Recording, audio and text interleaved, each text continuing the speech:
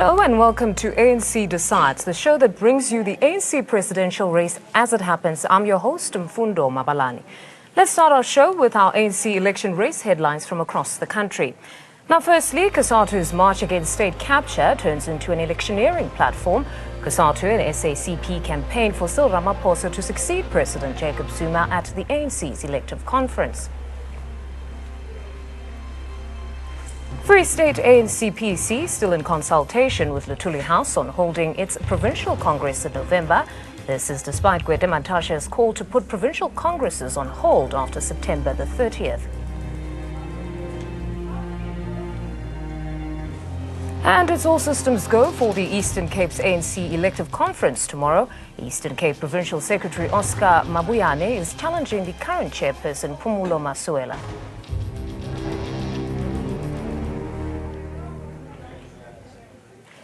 The COSATU march against state capture and corruption has turned into a campaign platform ahead of the ANC's elective conference.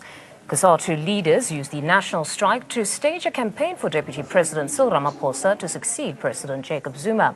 The leaders praised Ramaphosa for what he did for the trade union movement. COSATU is a vocal supporter of Ramaphosa within the tripartite alliance. Meanwhile, COSATU's latest move raises questions about the march being used as an anti-Zuma platform. Today, comrades, all over the country, this COSATU is talking with one voice. There are no different voices. This COSATU has stood up to say they shall also advance their decision and their position to push and beg and persuade members of the ANC in their branches, where we also participate as members for the ANC. In the 54th National Conference of the ANC, amongst the collective leadership that shall be elected, they must give Cyril Ramaphosa a chance to lead the ANC. Now joining us in studio are political analysts Zamo Madlala and Papano Pasha. Zamo, at least for you, welcome. Good afternoon, Funda. Thank you for having me. It's a pleasure to have you with us. Now, first things first, I don't think we can divorce today's march or today's events to the elective conference.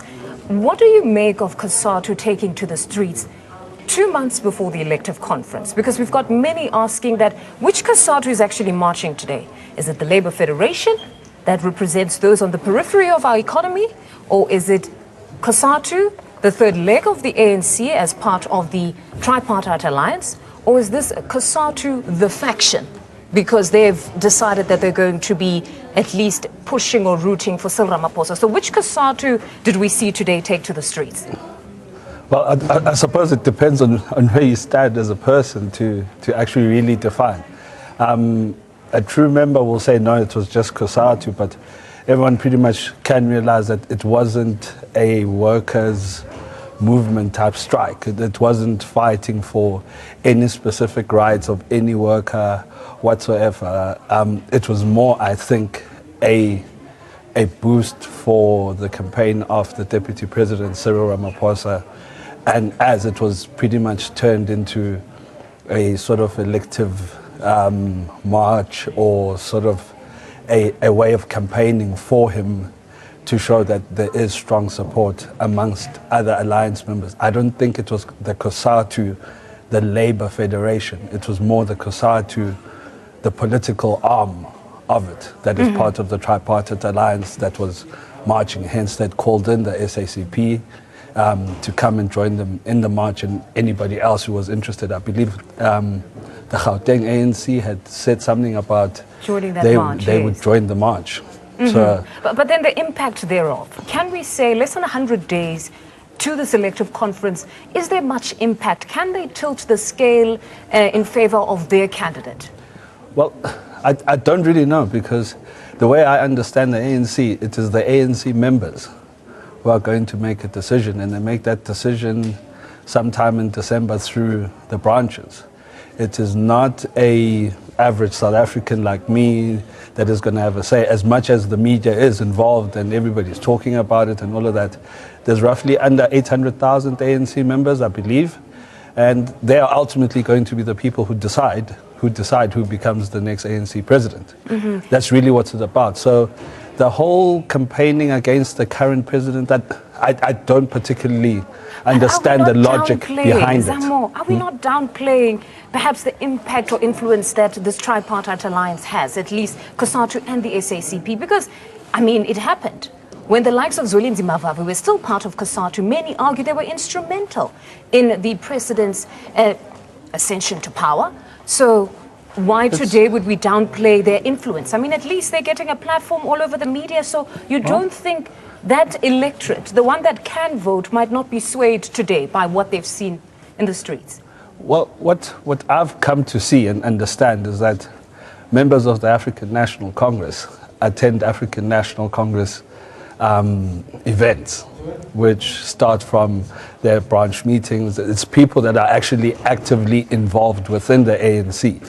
So it's not people that you're going to go, I think, sway one way or the other by pulling a stunt on national television or doing a march or making noises. I would believe that their strategy ought to be more aligned to this is why our candidate is the guy that should take over going forward, rather than trying to campaign against a sitting president who has said that he will leave at the end of his term.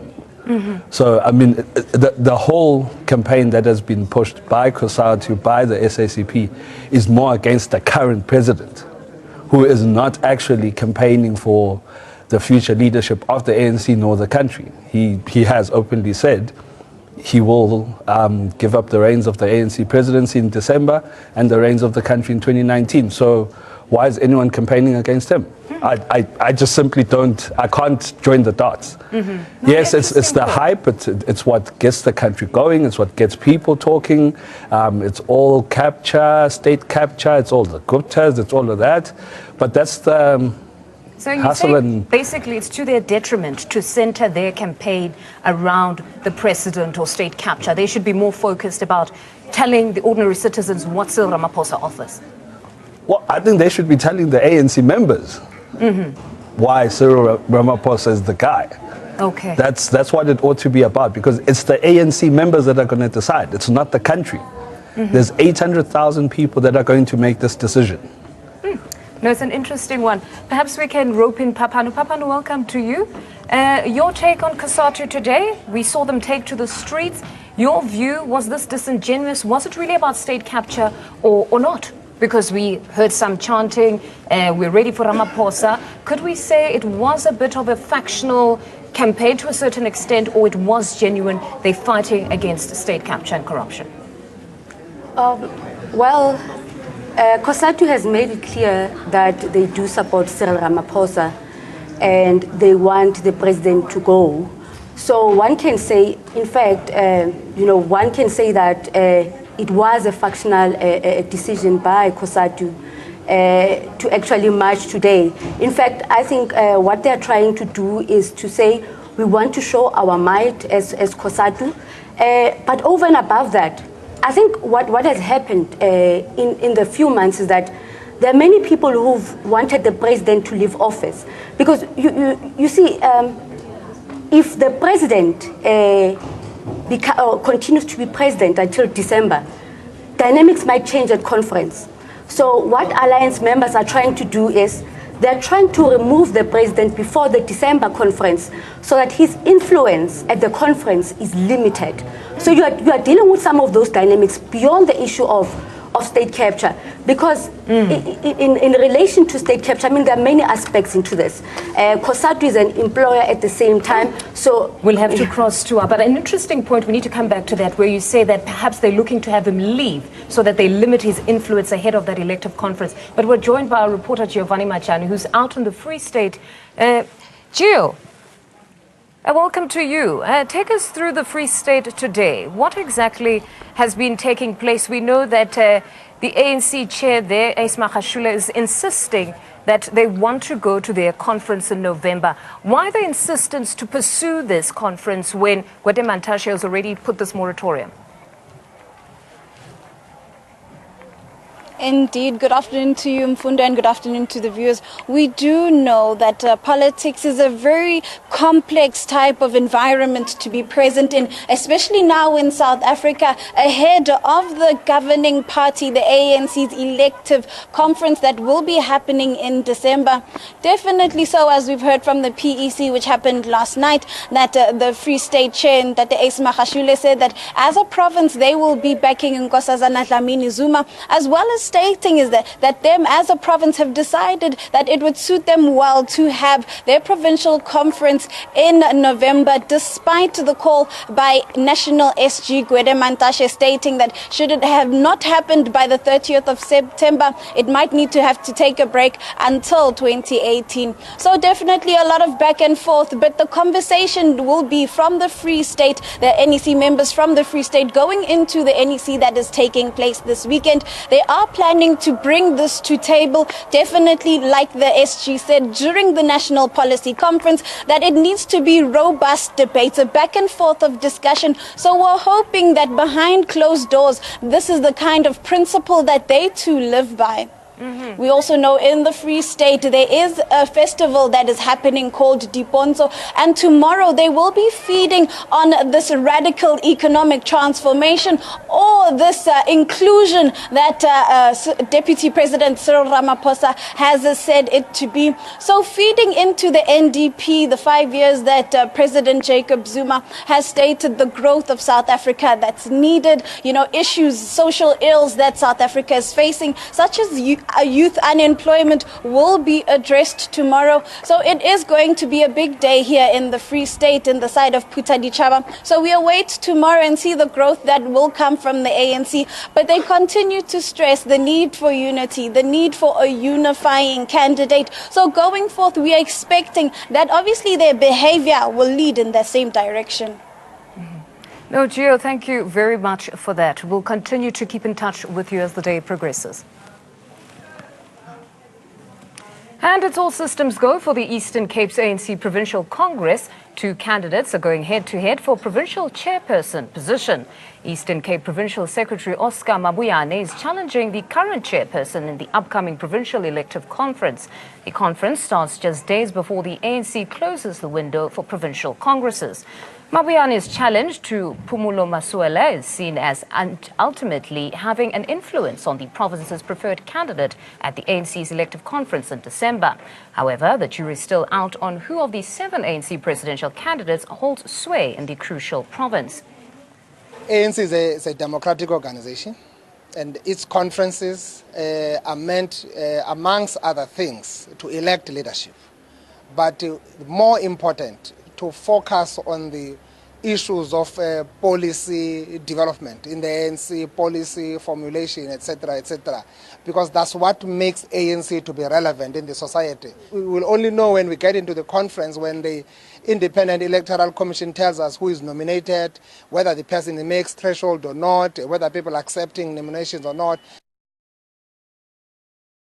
Conference to impact on how do we look at it, because you'll find that people might have different preferences here, only to realize that they work together going to national. But what we can say, Eastern Cape will go to national solid as a province. It will be a province that will try to bring a panacea to the challenges of the ANC at a national level. We can't be exacerbating the problems that are there. We must bring solutions to the problems that are there. We must jealously guard the traditions of the ANC and how the ANC has been electing its leadership. With all conferences, there is always the question of leadership preferences. We are a very vibrant province, as you know. Coming to this province, to this conference, we also have a very vibrant, dynamic environment of leadership preferences. That's all going to find expression at conference, and the delegates at conference will be able to, through the democratic process, help resolve that question. But after that, we will all be united around the leadership that is going to emerge at conference. Now, our reporter Nomusa Phumula joins us live from East London. Nomusa, welcome to ANC Decides. I hope you're doing quite well there in East London. I know you spoke to both candidates today. We could call these two allies come rivals if we must. They've worked together since 2008. How is the atmosphere now?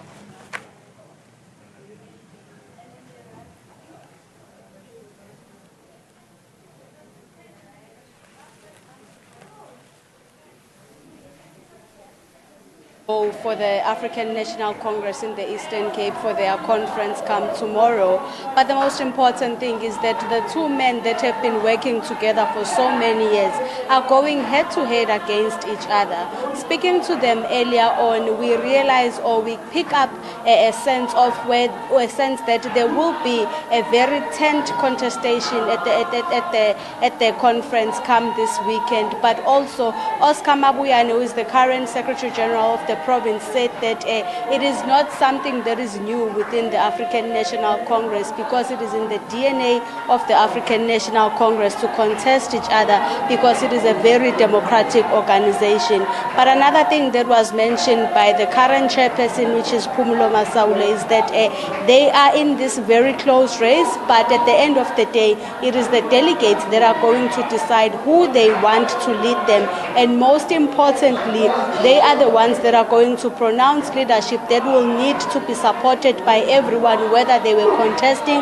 or were in support of the other team that did not win in the elective conference of the Eastern Cape. But you will remember, Numfundo, that Eastern Cape was one of those provinces that were very, very strong in the ANC elective conferences. You would remember that those that were supported by them, they were definitely going to win the elective conferences. Speaking to them about the December elective conference, they mentioned that it would be premature for them to pronounce, as they are going to sit the provincial conference, and the provincial conference will then pronounce who is their preferred candidate, because they had been making sure that they are putting all their efforts and time to this conference that is coming up for the weekend. But what we've seen on the ground is that there is definitely two camps of NDZs as well as Cyril Ramaphosa. As we speak right now, the Dr. Hubusane region is sitting here at the City Hall in the East London. They are waiting for their leadership to decide whether the RGC will sit or not today.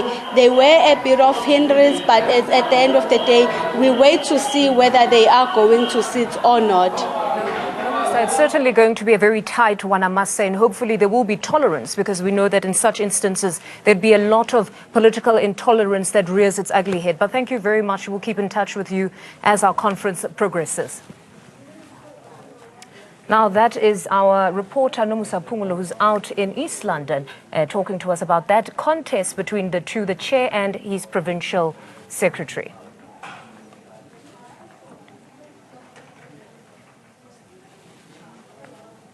And now our reporter, Lebogang Foke, joins us.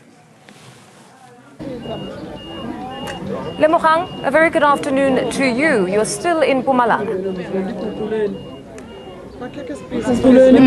Yes, good afternoon to you, Mfundo, and thank you very much indeed. You are correct. We are still in Mpumalanga, and today we find ourselves in Nkomazi, in Ward 10, where by-elections are currently taking place. We understand that the current ward councillor in this particular ward passed away, unfortunately, a couple of months ago, and therefore these elections come as a result of that. And the ANC today have come out in their numbers, and they're saying that they want to reclaim this ward. I understand that there has been, a very intensified campaign, as there was also a Siyanqoba rally that was held here yesterday, also addressed by the chairperson of the province, David Mabuza. But to talk to us more about that, I have with me the election manager with me, Mandla Msibi, to talk to us about, how they intend to win back this ward. Mandla, thank you so much for joining us. Just talk to us about, the road of campaigning and how you got to this point. Will the ANC win this ward? No, thank you very much.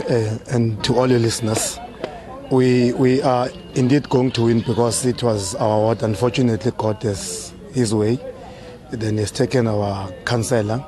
We have campaigned very well, as we have indicated that we had a rally, and there was a massive attendance. So we're going to get 90% plus in terms of the percentage. And also, you have been here since very early in the morning, and some of the ANC supporters and members are here today. But just take us through the turnout from the people that have been voting here today. Actually, with the leadership of the ANC, both from the region and the province, and all our deployed cadres, mayors, councillors, MP and MPLs, We've got massive comrades, volunteers who are here. We have started yesterday with the special votes, and the turnout was a little bit poor, but today we're already beyond 35% turnout vote, and we expect that we'll get more than 75%. And out of the 75%, we'll get 90%. Opposition parties, you can see, they will share the rest because they can share the 10% out of the 100%, and we'll get the 19 plus. Well, thank you very much. That was Mandla Msibi, the election manager in this area, actually in the province. And we also know that the results will be announced a little bit later on, and that is when we will know whether ANC will retain leadership in this ward or not. Back to you, Mfundo, in studio. Thank you very much, Lemogang. We'll keep in touch as the conference progresses. That is our reporter, Lemogang Foke, who's out in Nkomazi in Mpumalanga, which remains the ANC stronghold. So they're looking to have their by-elections following the untimely death of their ward councillor there. And back to my guest, panel. If we had to start in the Eastern Cape, we've got here this leadership race. You've got the Premier or the chair of the ANC in Eastern Cape, Pumulo, as well as his PS, his Provincial Secretary, Oscar. If we had to talk about this obsession, or perhaps how we all seem to think that the PEC somehow will be a decider in the elective conference. Are we okay? Are we on the right track to constantly be saying whomever will be leading now will somehow influence? Because we've got regions, we've got branches. Regions can differ from the position of the province itself. Even the branches can differ. So why do we seem to all be obsessed with thinking that whomever is heading the PEC will ultimately consolidate his province and everybody comes out with one name? Well, it doesn't necessarily follow in that way, but the minute the province is going with a particular candidate, that candidate obviously holds a particular stronger hammer than the other candidate who doesn't hold the support, because the regions report to province. So province has got access to the regions to influence them and to lobby them. The regions have then got access to the branches. So it flows down. That if a particular province is going a particular way, the likelihood is that the majority of that province, for instance, the outcome of the Eastern Cape race will tell you in majority, because it's actually the branches of the Eastern Cape that are going to choose this leader. So if they choose a particular leader, then it's going to give you an indication that the Eastern Cape branches are likely to lean a particular way. I'm not convinced. Papa, I'm going to take you. We actually should go to Johannesburg, because this is where perhaps it becomes a relevant question, because we've got here the Joburg region. Are they going to go with the province's position? Let's just hear. Our reporter Sindisiwe Twala is at Lutuli House. She has met the leadership of the ANC in Joburg's region. Cindy, welcome to you. Now, we have seen, Cindy, welcome to you. Now, we've seen that in some provinces you have a provincial position, but there's tendency for some regions or even branches to differ or sway away from that provincial position. What is the position in Johannesburg? A very good evening to you, Nomfundo, as well as your studio guests and those at home. Quite goodly cited that sometimes you find that there are particular regions that differ from the provincial structure. But what we found when speaking to the spokesperson of the Johannesburg region, Mr. Jody Matongo, he basically cited that they're waiting for the NEC to pronounce as to when they can start making their pronouncements. He also mentioned that the branches are the ones that need to also say who in particular that they are willing to stand with. We know that last week, Monday, the PEC met and basically spoke extensively on the fact that they have not pronounced on any particular candidate they're going to be supporting in the very wide pool that has been put out in the media space, and a lot of campaigning has been taking place. They've basically stated that they're still waiting to be convinced, or they're still waiting rather to find or to declare who they're going to be stating to be following up. We know that the Gauteng PEC initially met with the Mpumalanga province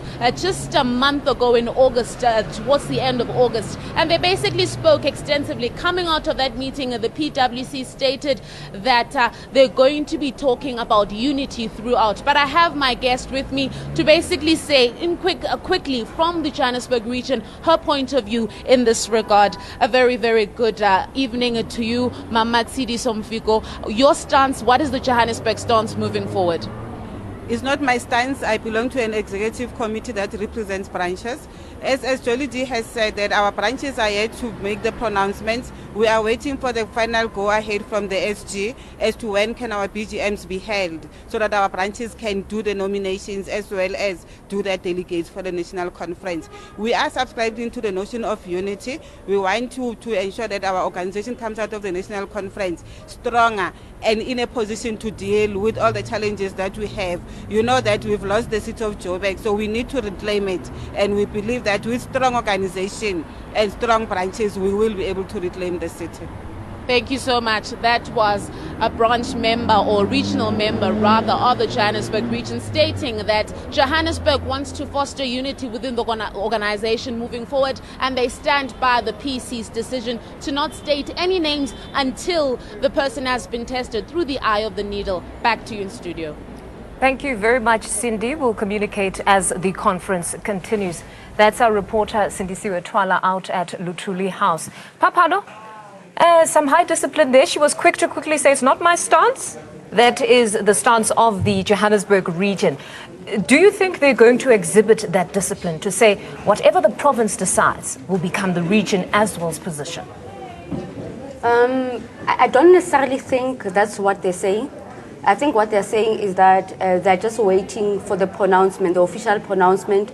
That's when Johannesburg will take a stand. But I think there has been subtle gestures in terms of where they might be going, because if you look at some of the leadership within the executive, some of them have been wearing Cyril Ramaphosa's T-shirt. But one would not necessarily say that that is the position of Johannesburg. But historically, what we know is that Johannesburg in the main has mainly gone with what the PEC decides. Okay. So it might be different this time, and I'm not sure in terms of unity what might that mean. But I wanted to quickly speak on another point.